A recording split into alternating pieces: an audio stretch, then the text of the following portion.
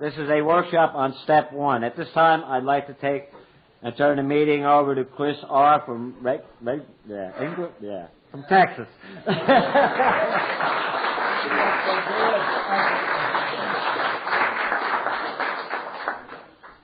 me get clipped up.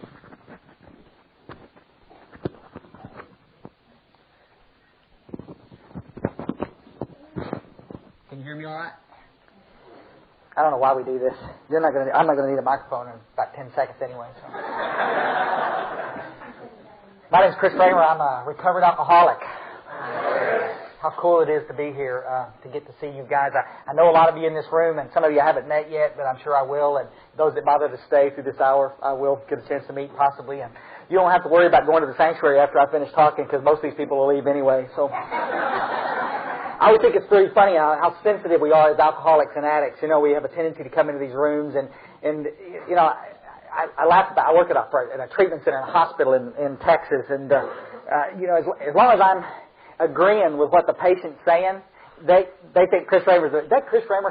He's the only person that really understands, you know. And then I hold him accountable. You know, it's like, buddy, you're acting like an idiot. You need to stop doing what you're doing. You know, and then all of a sudden it's like, who does he think he is telling me what to do? You know, it's like, as long as I validate your BS, we're in good shape. And then the minute I start saying something that differs from your experience, then we ain't buddies anymore.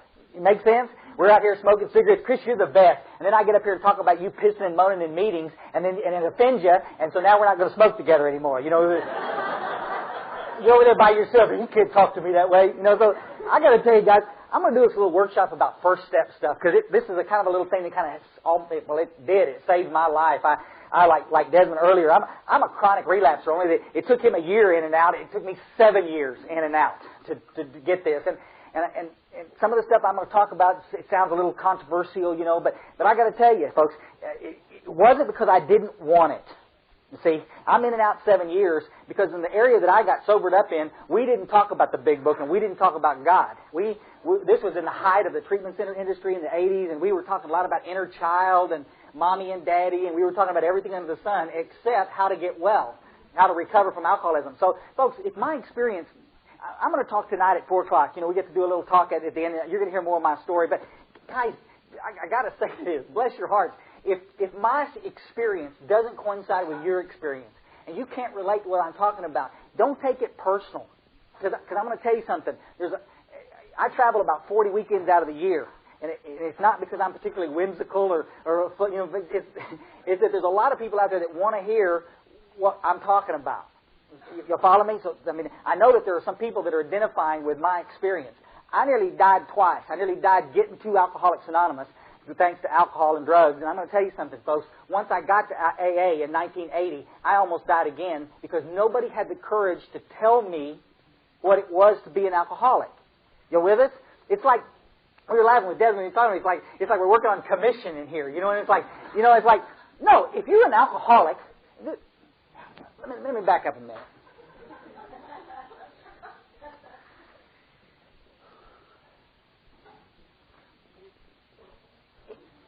Here's the... I don't know how to say it. I'm trying not to cuss today, too, so this is going to be an interesting experiment here.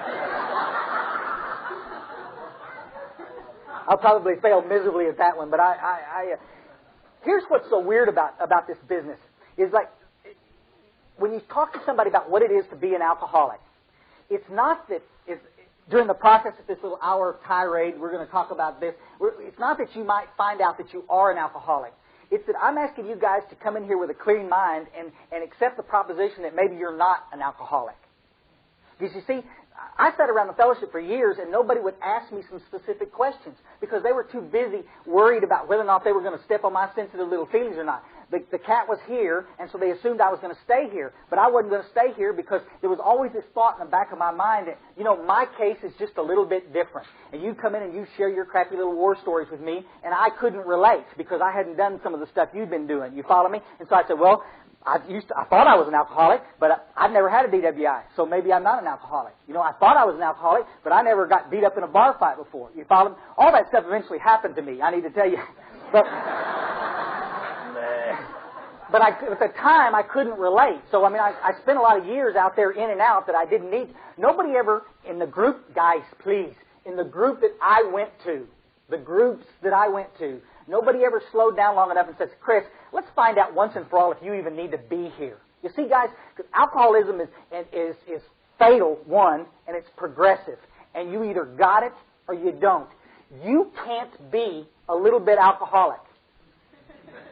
No, because now here's the difference. Here's the first controversial thing I'll say from the podium. Well, maybe not the first. Here's the first. There's a difference between alcohol abuse and alcoholism. Can y'all get down with that? And we got a lot of hard drinkers. I'll tell you right now, we got a lot of hard drinkers in AA today, and they can't relate to alcoholism, but because they're alcohol abusers and they were given sufficient reason to stop, they stopped. Now they're sitting in meetings, they're talking trash, they're get all the little one-liners. You know, they sound like alcoholics, they look like alcoholics. You with me? But they're not alcoholics.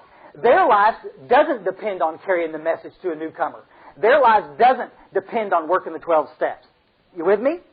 But they're in meetings and they're calling themselves an alcoholic. And what we read earlier, there's only one requirement for membership in Alcoholics Anonymous, and that's a desire to stay sober. Well, I desire to stay sober. That's great. But if you're not an alcoholic, you be real careful what you're sharing in the meeting with me. Because if it differs with what's in this book, you and me are going to go out and smoke a cigarette and chat. This is where some of you guys get cranky. This is where so I wore my special Denny's shirt today. Y'all notice the Denny's shirt? I got a buddy in Houston that owns some Denny's, and he sends me these shirts, and I wear them sometimes when I lecture and do this kind of stuff, because I believe that this is the place that we need to go talk about a lot of stuff that we're talking about out there in Alcoholics Anonymous. See? Because I believe in a meeting ought to be a pep rally. We ought to be talking about the power of God. We ought to be talking about the 12 steps. And other than that, we're going to part ways. See, some of the stuff I want to talk about at 4 o'clock tonight, you know, some of you that are not going to be here at 4 o'clock, because I'm going to go ahead and piss you off now. That's okay. You know, but I need to tell it now because I might not get another shot at you later. I believe that ulterior motives. I believe that Alcoholics Anonymous was exactly what Desmond said. It was a gift to us. And it's difficult for me not to get quite emotional about it because about the time that Bill Wilson was dying in 1971, I was picking up my first drink. And if it hadn't been for some people strongly standing in the trenches explaining to us what this program was about, I wouldn't be here today. And I got to tell you guys, I got a terrific life today. I have a wonderful life today as a direct result of following the tenets in these books. You follow us in the 12 steps of Alcoholics Anonymous. And if you can stay sober, hanging around the periphery, you're welcome. But I might submit something to you. I spent years in and out. Why couldn't I stay sober? Because my time in Alcoholics Anonymous, when I wasn't working the steps, was more painful than my time out there drinking. See, I suffered from a thing called a spiritual malady. And the depression that is involved in a spiritual malady is, you can cut it with a knife. A lot of y'all understand that. And I started going to doctors early on. I was barely 20 when I started seeing a doctor and receiving my first prescriptions for antidepressants. I mean, guys, I was 35 when I finally got sober. That's 15 years that I was taking medication to treat a symptom that could be alleviated like that by the power of God. It's a pretty cool thing. So this is what we're going to talk about. I brought some little issue man buttons up here for some of you guys that wanted the little issue man buttons, and so let's get started on this. There's a small percentage of us in this world. I'm watching the clock, guys. I got you for about an hour, and then we'll go smoke a big cigarette. I was too nervous to smoke earlier. I didn't get a chance. Alcoholism and drug addiction, what nobody bothered to tell me for years in and out of this fellowship was that it was genetic. You see, we kept wanting to spend time in therapy talking about what was it in my life that caused me so much discomfort that I had to drink over. You with me? Now, I got to tell you, there was some stuff in my life that caused me some great discomfort, and I drank over that. You with me? I'm down with that. People sometimes misunderstand what I'm saying. That my past doesn't matter. I'm saying, of course it matters. But alcoholism being the genetic disease that it is, I would have had whether I'd been raised in a rich family or a poor family. Make sense? And this is what we kind of all need to get on the same page.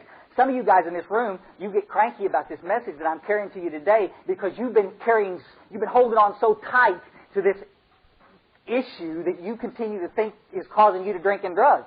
And that's what the book tries to explain. Bill Wilson, in the first 100 pages, describes the 12 steps of Alcoholics Anonymous. In the first 60 pages, he talks about this right here, first step. He spends, in the next 40 pages, he describes the next 11 steps. Bill Wilson really wants us to understand what this is about. Are you an alcoholic or not? In the back of the book, on page, I think it's 155 or 150, well, heck, I'll just read it. Thanks for the cold weather, too. I'm sure y'all did that on my... Talking about Dr. Bob. Bill Wilson's talking. He's talking about his bud, Dr. Bob, when he was 12-stepping him. And he said, Dr. Bob, he said he had a desperate desire to stop, but saw no way out. For he had earnestly tried many avenues of escape. Painfully aware of being somehow abnormal. Duh. Okay. The man did not fully realize what it meant to be alcoholic. And see, that's the problem that we have in this room right now. We've got some people in this room right now that are calling themselves alcoholic, but if you stop them and you get them away from everybody and say, hey, buddy, you keep calling yourself an alcoholic, would you mind telling me what that means to be an alcoholic? And you're going to get some uncomfortable silences. Well, I drink too much. No, it's got nothing to do with the quantity that you drink. And if you can't know it in your heart what it is, one, you won't stay in these rooms because the steps will push you out. Work at them are so uncomfortable you won't do them. And two, you won't be able to translate the message to the newcomer who desperately needs to hear what's wrong with him. See, I spent years in therapy, 15 years in and out of therapy couches, on having them tell me why I drank and drugged. Blaming everybody under the sun why I drank and drugged. And I'm going to tell you something, folks, that's absolute garbage. Absolute garbage. Absolute garbage. It's genetic, folks. We've known it medically for years. Genetically, there's a small percentage of us in this country that are wired like us. About 15% are wired like me. About 85% of the people, hard drinkers, moderate drinkers, they can take it or leave it alone. You with me? But a small percentage of us, it's like being allergic to a food. We got anybody allergic to food in here? Please. What are you allergic to? Sugar? What happens when you eat sugar? You get more sick. Absolutely. I think that's a pretty...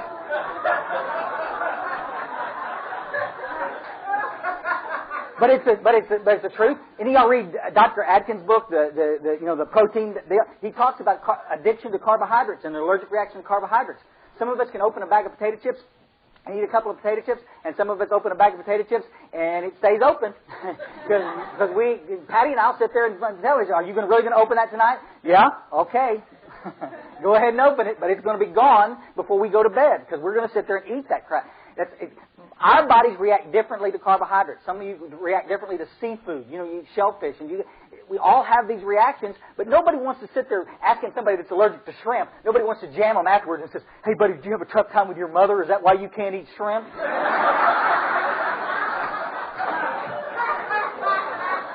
No, and we laugh about it. But I've had countless arguments with people.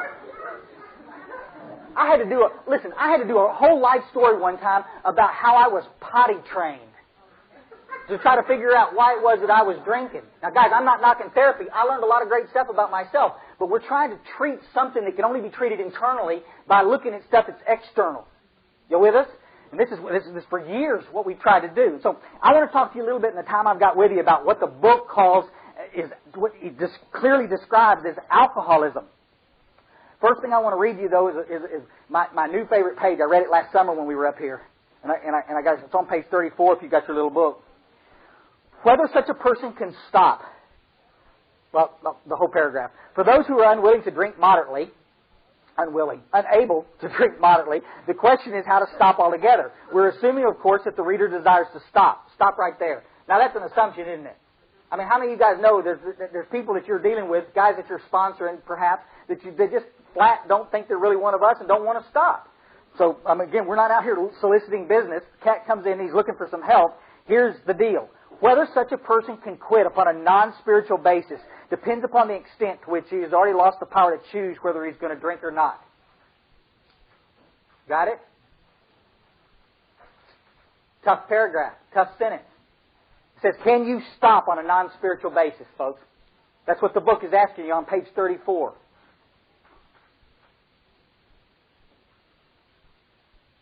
And I'm going to say this and then we'll move on past it. If the book's questioning whether or not I can get sober on a non-spiritual basis, because I didn't misread that, folks. It says once the psychic change has taken place in Chris Raymer, he can go out there and kick butt and take names and have the power to absolutely stay away from alcohol and drugs. Oh, and by the way, have the power to deal with all of his other problems. And it doesn't say anything in there. Once he works through every stupid little...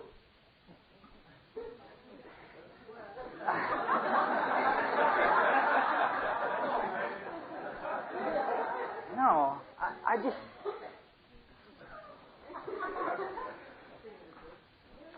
How many of us in this room have spent...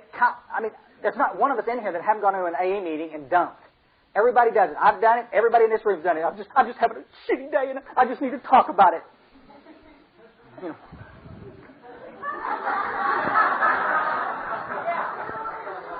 And I know we do, and we're going to continue to do it. There's people that are going to get in. But I'm saying, but I never could get sober because I thought that's what meetings were. I believe, just like some of the other people have said, I believe that AA was one big self-help program. And I'm having a crappy day, and you're going to help me have a better day, and that means that I'm not going to have to drink. But you know, guys, here's the deal. We laugh about it every time I get a chance to talk. How many of you guys drank and drugged when everything was going absolutely great in your life? How many of you drank and drugged when everything was going absolutely crappy in your life? Now, what are we going to do about this, guys? Same hands were up. We're all drinking and drugging. It's like, did you drink when it was rainy outside? We're in trouble today, aren't we? I mean, I don't know what to tell you. Rainy and cold. And we drank when it was sunny. And we drank when I had a great girlfriend. We drank when we were, when I was dating Satan's sister. You know, the old deal. And it's like... And everybody says, well, I don't know what to say about that. I don't know what to say about it. You know what? Why you don't have it? Because it doesn't make any difference. And we talk about it endlessly. We want to talk about this idea. We do it in treatment centers forever. We foster this idea, this absolutely ridiculous idea, that if we can make your life okay and work you through all these little crappy problems, that you can come out the other side and never have to drink again. And that is, I'm telling you something, folks, that is absolutely disrespectful to do to an alcoholic and an addict. If you're a hard drinker, you're going to be lifted up by that. I guarantee you. I was in a bad relationship, and now we worked through it in some good therapy, and I'm out of that relationship, and I don't have to drink anymore. Hallelujah. Good for you. Have a nice life. Go away.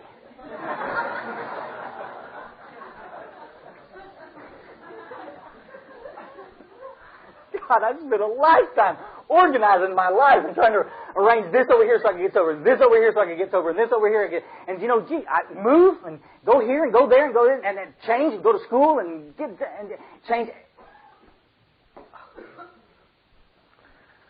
And for 18 years I drank and drugged.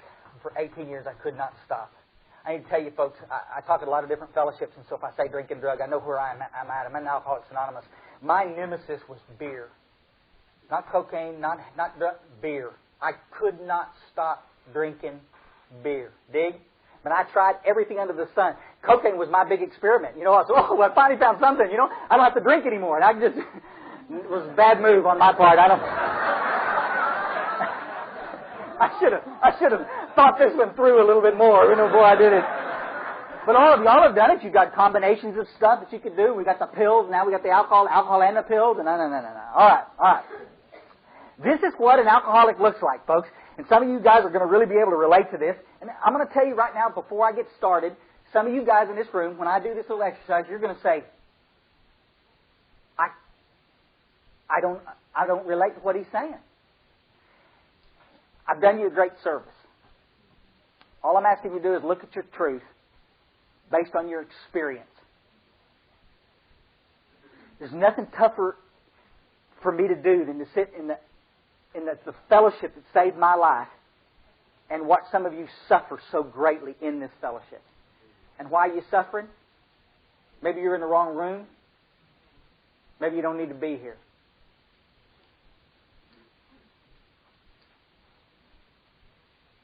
What Desmond said this morning was so true. We need so many of you in the trenches with us in this spiritual program of action, helping other alcoholics get well. And if you can't relate, you can't help anybody get well. Make sense? Because you're going to be talking about something that you know nothing about. See, there's a difference between knowledge and experience. And that's all I'm trying to get you guys to see this morning. What is your experience around this thing we call alcohol? What is your experience around? Screw your war stories. We got one great place for war stories. That's from the podium and in a 12-step call. And we're doing neither here. You follow us? Your war stories or some of your war stories are your worst enemy. It's the noose around your neck. I hear people in AA all the time, right? They want to say, well, that's all we have is our war story. If that's all I've got, shame on me. Yeah, I've got a war story. I know exactly what led me up to here. You know, the miracle happened 15 years ago when I took my last drink. And I had some people that showed me how to get connected with God. And I got 15 years of sobriety that I would like to share with a newcomer. The good stuff. Getting my credit back. Getting the relationship that I want. Being in a nice house. Being able to support. There's some great stuff happening out there, guys, in this thing called life that I wanted to avoid so terribly for 18, 19 years of drinking and drugging. Y'all follow us? War Stories of Peace, page 17, it says, our common problem is one element in the cement that binds us. But that can't hold us together as we're now joined. Guys, why am I so friends with you? I emailed dozens of y'all in this room. We stay connected. I've known you for years. Why do we stay connected? Because I ate out of dumpsters in Houston, Texas? No. We stay connected because your life is on fire and it's fascinating to watch. We help each other stay on the path. So that's all I'm trying to get you guys to do. What's the truth based on your experience? Yeah? Have a lot of people in the industry that I work in, the treatment center industry, we got a lot of people out there talking about stuff that they got no experience with. They're not alcoholic and addict. They've got a lot of education, but they're not one of us. You follow me? And they're going to tell me what it's like to be an alcoholic. Excuse me? You know, I think we'd probably have a lot less problem in our fellowship today if we had people that would just talk about what they know about. You know what I'm saying? Instead of what you think you know about. You see, we got way too many people in AA today sharing their opinions and not near enough people sharing their truth. There's a difference. We were laughing with Patty the other day. We were talking. I finally admitted from the podium. You know, through the 80s, I actually subscribed to. I'm almost afraid to tell you this. I subscribed to Cosmopolitan. I couldn't buy it off the magazine rack because I'd rather buy the dirtiest magazine out there, you know, and at least look like I knew it. But I'm subscribing to Cosmopolitan because I want to know what's this woman thing. You know, what is it? We're going through the 80s and trying to be a sensitive kind of guy, you know. And if you learn more about women, then maybe.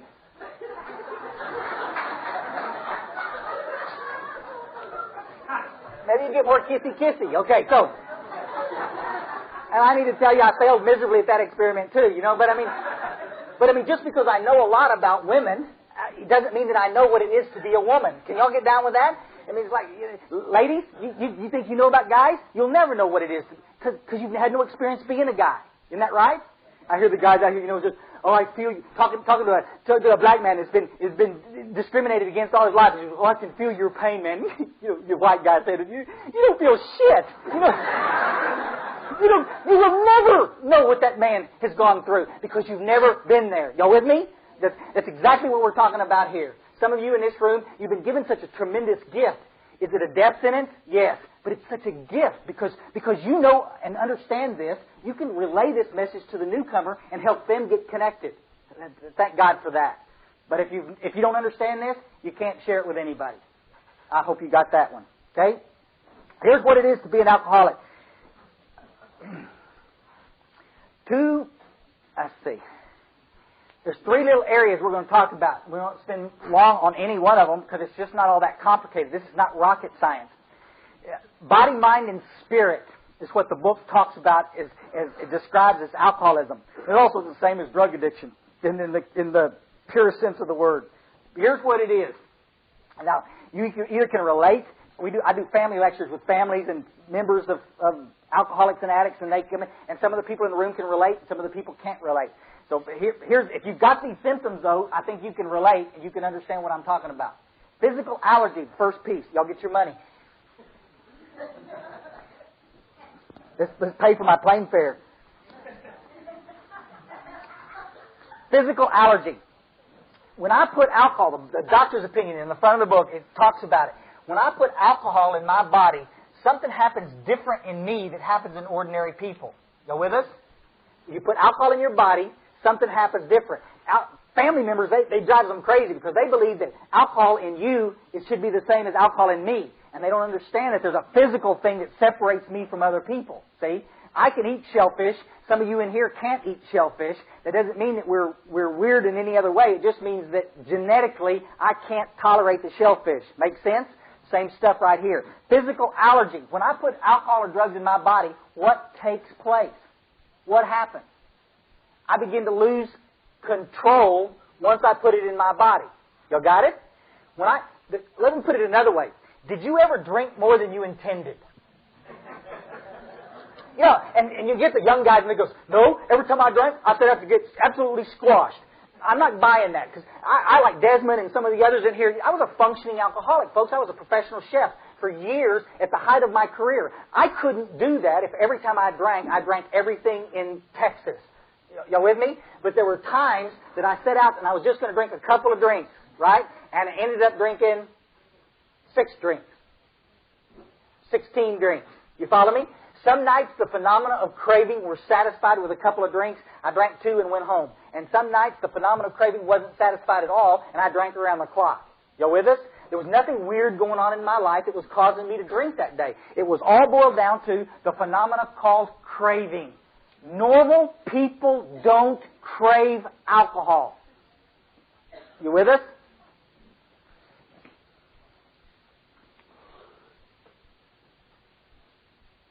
Do we have anybody normal in here? Any family member in here by any chance? This would be a hoot if we had one. We could just torture that poor fool.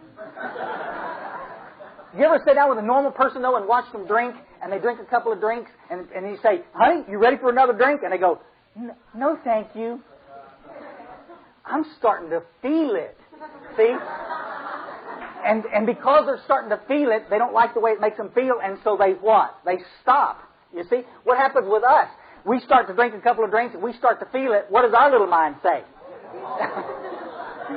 Guys, it is the truth. And you talk to this about people that don't understand this bit, and they think we're not. How many of you guys ever went and got sick in an old beer joint and threw your guts up and then came back, walked back to the table, and, yeah, let me have another drink. It's like, we laugh all the time, blame it. It must have been the stupid chicken, blaming the chicken.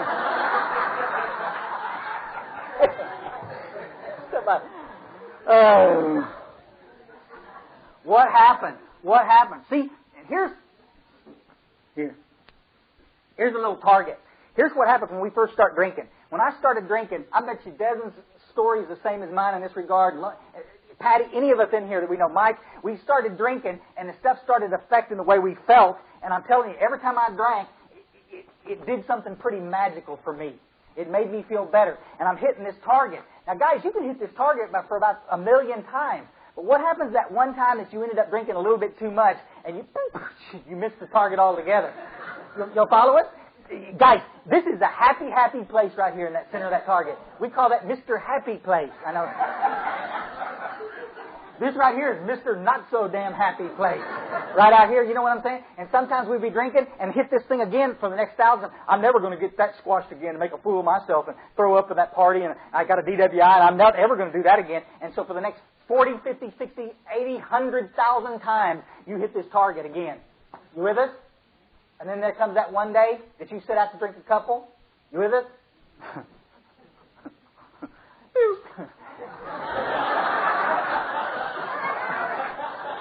It's like, holy shit. This has never seen Mr. Happy Spot over here. This is out of the car, boy. You're under arrest. This is waking up someplace without half your clothes on. This is not a happy thing to do. This is the kind of stuff you don't want to talk to anybody about. What happened? Okay. Y'all understand that? Just a newsflash. This doesn't happen to normal drinkers ever. Ever. It doesn't happen. Just us. There's a genetic reason, the physical reason we don't have time to go into. But our bodies don't metabolize the alcohol like other people. And the phenomenon of craving kicks in, and we can't control. The book says at certain times, guys, you've got to get past this one piece and we'll move on. There are times that I can control it. At least it appears that I'm controlling it. I am not getting drunk every time I drink. I'm not making an ass of myself every time. I'm not ending up over here every time I drink. The question is, the book asks you, did it ever happen? Well, yeah. But you're it. You've got the physical piece, the physical allergy. Now that doesn't make you an alcoholic. That just means that you're wired weird. Dig? No. It brings us to the second piece. This is the piece that I'm famous for right here. And this will make some of you uncomfortable, and I apologize going in the door. Oh, geez. On page 20 and 21, it starts talking about it now, and then it goes on over for the next 2 or 3 pages. On 23, it says the main problem is if all we had to contend with was the physical allergy, then just don't drink. I mean, it's like, thank you, Nancy Reagan, for sharing your wisdom with us.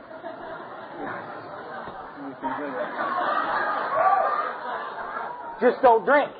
Just don't drink. I mean, if you know that sometimes you drink a lot and you're over in Mr. Happy Spot, and now we're over here in Satan land, you know, then just don't drink. Well, I don't seem to be able to not do it sometimes. That's the second piece, buddy. That's what the book says. The main problem centers in our mind rather than our bodies. Listen, guys, detox centers, the hospital that I work for, we do a great job getting you cats detoxed off the pills or the alcohol, cocaine, whatever you're detoxing off of. We can get that out of your body, and now there's nothing physically to trigger the fun. You know, if you don't drink the first one, you'll never end up over here. That much is true. Now, my problem is I can't seem to stay away from the first one. Can anybody, you know what I'm saying? Can anybody try to clear this up in my head why it always is that I know this on an intellectual basis? Chris, if you just don't drink, you won't get drunk. Thanks. You know, I don't even have Desmond's education, but even I understand that. You don't have to be a rocket scientist to figure this out. Why can't I leave the first one alone? Why is it that I get caught in these mental blank spots, and a week after I've made a commitment with tears in my eyes in front of a wife that I don't want to scare or lose anymore, and I'm going to say, buddy, I'm not ever going to do this again. Why is it that I did it again? And we got people in AA today killing people, standing up on the podium saying, I got up this morning and chose not to drink. Did you now? Did you now? My book says point blank on page 24 that we have lost the ability to choose whether we're going to do this or not. If you can choose and make it stick, then you are not one of us. You're a hard drinker, a hard drugger, welcome. Have a nice life. But you're not an alcoholic.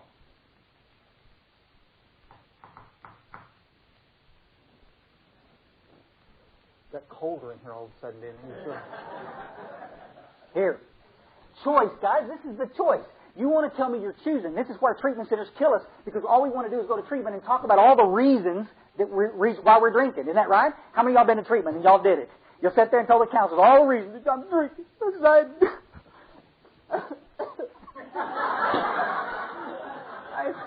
I had such a tough life, and this happened, and this happened. You want to give me all the reasons. This is what, here, what do I have here? We couldn't do this without putting a little buckaroo up here. Here's a little issue man. Issue man. We're famous for these little guys. I was just back in Iceland a couple of weeks ago, and we got 400 people at this lecture. They're all wearing little issue man buttons. You know, and it's pretty cool. Little Iceland issue man. This is the coolest. Here's why we drink and drug, and this is what everybody wanted to talk about. Chris, you're drinking and drugging because of all this external stuff, and that's what we talk about endlessly. That's why it drives me crazy when you come into the meetings instead of going to Denny's where you're supposed to be talking about that crap, and waste my time in recovery talking about everything under the sun out here except what we're supposed to be talking about, which is what's going on inside. Make sense? Guys, we've got to get straight. If you're drinking because of something external, then you're not one of us. If that's the only reason you're drinking, change your circumstances. See, I'm going to come back to this. Let's go to this third piece, the spiritual malady piece. This internal condition is what the big book says the reason that I drink and drug. And it describes it in the doctor's opinion in several places. On page 52, it talks specifically about it. An internal condition that's causing me to drink. Let me tell you what the spiritual malady looks like. And you guys see if you can identify with this. Book says it. How many of you guys in here understand irritable? How about restless? Discontent? Fearful? Depressed? Boredom? And just leave them up. You're making me seasick. It's like it's a wave out here and you keep putting them down. Yeah, it's the same. What about no sense of direction? Trouble in personal relationships? Trouble making a living? Got nothing to do with making money. A lot of us make good money. What do we do with that money? We out there spending more than we're making, living beyond our means, credit card debt, spiritual malady is what that's called, folks. That internal condition is what's killing alcoholics and addicts. Guys, and I was talking to a friend of mine in the program yesterday. We were talking about his 12-year-old daughter who's never had a drink, and he's describing the symptoms. It's alcoholism. It's alcoholism. Guys, in 17 years old, somebody gave me a bottle of Boone's Farm apple wine, and I drank that bottle of Boone's Farm, and I'm going to tell you what the Boone's Farm did. Did it get me drunk? Yes. Did it treat the spiritual malady? Instantly. You cats in here, you want to think that the alcohol is the problem. If I just leave the damned alcohol alone, everything would be okay. If you're an alcoholic and you just don't drink, you will not get better. You will get worse. That's my experience. It's the experience of being around this fellowship for 20 years, watching you and myself in and out of this fellowship with the long periods of dry time and then leaving. How many of you people know people that have killed themselves in sobriety? Well, if alcohol was the problem, what are we doing? Alcohol's not the problem. Alcohol's never been the problem. Alcohol's the solution. It instantly treats this internal condition. That's why not drinking is a real pain for some of us. That's why, oh, you mean, I guess it's not drinking part, but no pot?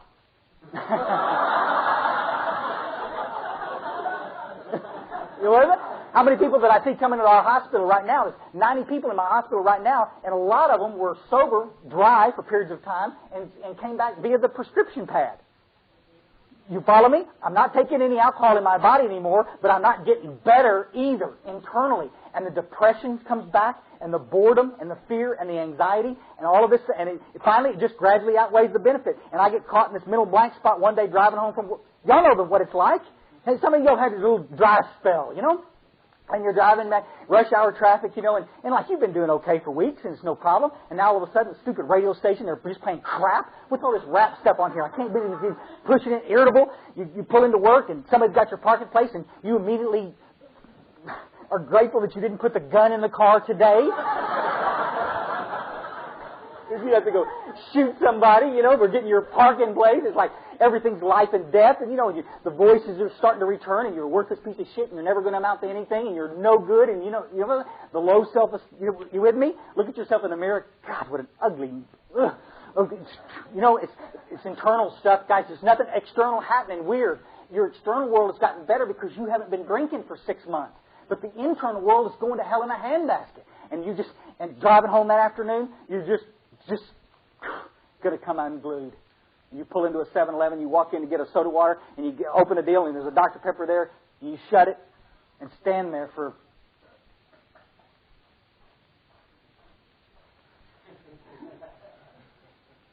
one beer.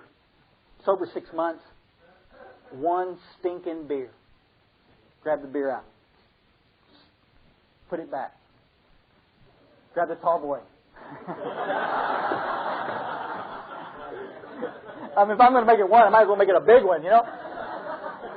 We were downtown in New York yesterday, and there's on the street, there's all the trash and stuff laying there on the street, and they had those Heinekens, like big. They didn't have those when I was out there drinking. You know, these big. You have to have both hands that carry the best. You know, that's my kind of drink. You know, if you're going to have a beer, I just had a beer.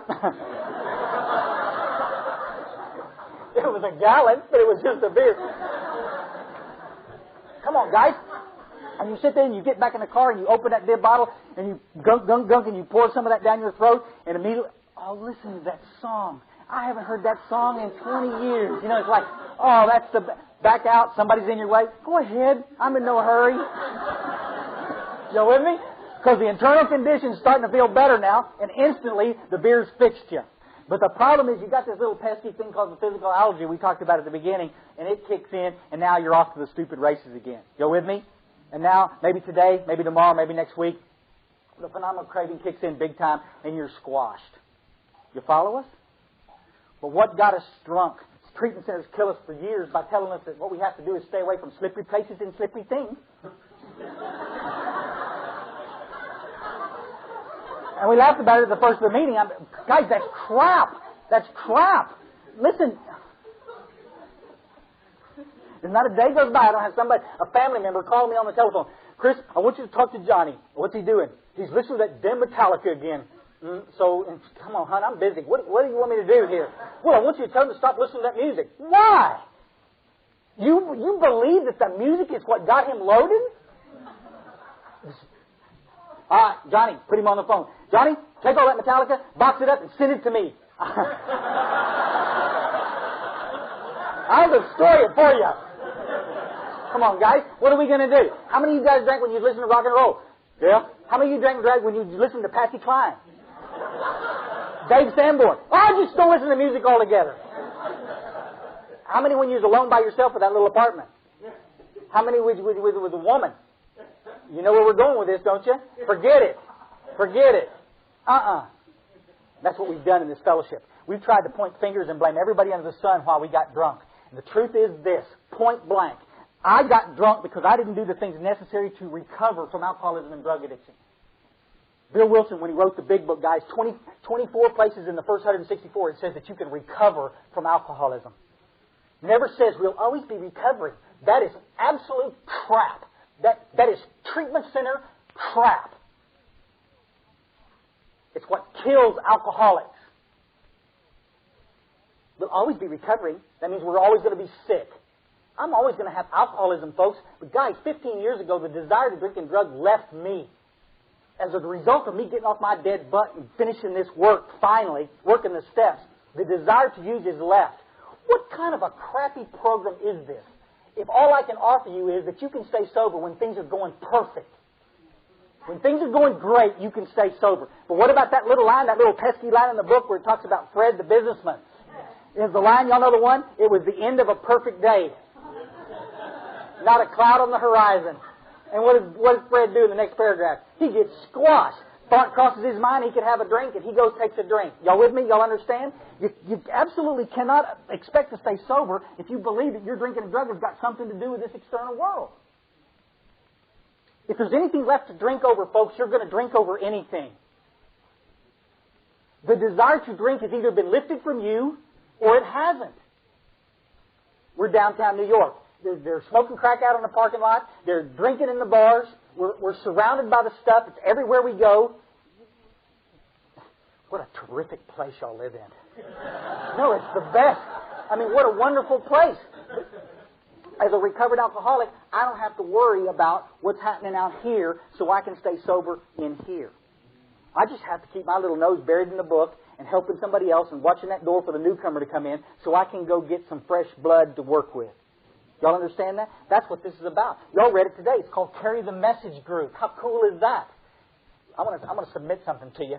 Some of you guys are spoiled because you sit in this meeting and you surround yourself with people that are big book thumpers and understand the necessity to work with others. But I'm going to tell you, there's a fellowship out there right now that they don't do that. There's a lot of people out there not working with others because they're too busy talking about their crappy day. Y'all with me? You sound like I get a little irritated with it? I am. I've had it to here with it. Absolutely drives me crazy. And everybody thinks it's our God-given right to do it. It's our God-given right to do this. To make a conscious choice whether I want to seek the power of God or not. I want to seek God. That's a second step consideration, isn't it, little brother? Second step consideration. Either God's everything or He's nothing at all. What's it going to be? He's everything. Good. Do you really mean that? If you really mean that, in the third step prayer when we said we're going to remove our difficulty so victory over the difficulty can bear witness to God's power, do we believe that? Then why is it that you spend all your time coming into meetings instead of looking for a newcomer to work with and sharing some hope, all you want to do is come in and use it as junior therapy sessions?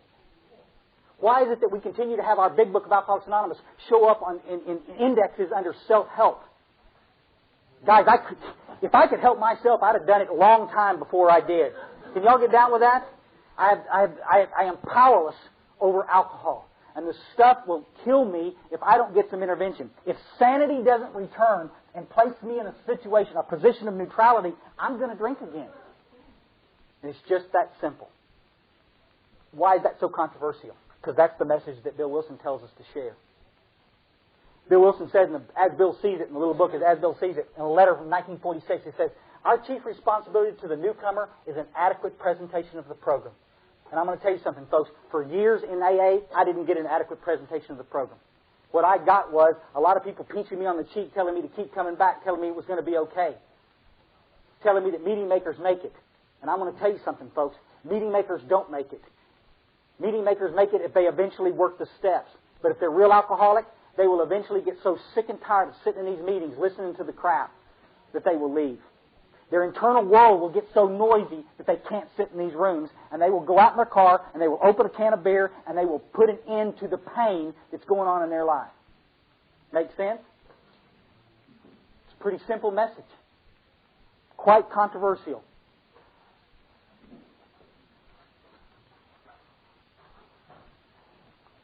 Let me ask you a question before I go. Let me ask you a question.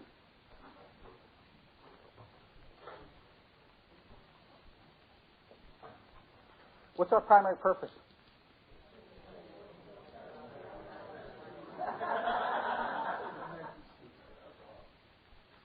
What message are we carrying? We need to be carrying the message, the same message, guys, because the same message that got Bill Wilson sober is the same message that got Dr. Bob sober. And Bill Wilson and Dr. Bob carried it to number 3, and they got sober. And there's millions of us today because we're sober, because somebody had the courage to tell us what we needed to do in order to get sober. Just getting you in this meeting is not good enough. Now we've got to get you motivated enough to actually do the work that you're supposed to do to get connected. We got so politically correct in the 70s and 80s, nobody wanted to talk about it. I've sat in meetings and listened to people say, Chris, you talk too much about God. You're scaring the newcomer away. Shame on us as a fellowship for going there. Shame on us. Thank you, God, for keeping me sober for 15 years. But I see a newcomer coming in the door, but I'm not going to tell him about you. That's pretty tragic. First step stuff is this. Do you have a physical allergy? This is what we need to be doing. When a newcomer comes into our fellowship, we need to qualify him. About the time he gets here and he stops shaking a little bit, you're with us, he's got a little coffee right there, we need to start qualifying him to find out if he's in the right room. Is he a drug addict? Do we need to help him get to his Cocaine Anonymous or sister fellowships, Narcotics Anonymous? Can we help them get connected someplace that they need to be? Are they suffering from some stuff, the psychological stuff, that they need some good, strong medical attention? Y'all with us? Do they need some good therapy? Can we help them with that? We can't do that if all we do is just tell them to keep coming back and avoid them. We've got to sit down with a cup of coffee and talk to the cat. Figure out what's going on with him. That's what our book tells us to do. Find out as much as you can about him. We sit in meetings that says, you don't have anything to share for the first 6 months you're here. Excuse me? Show me in the book where it says that's crap.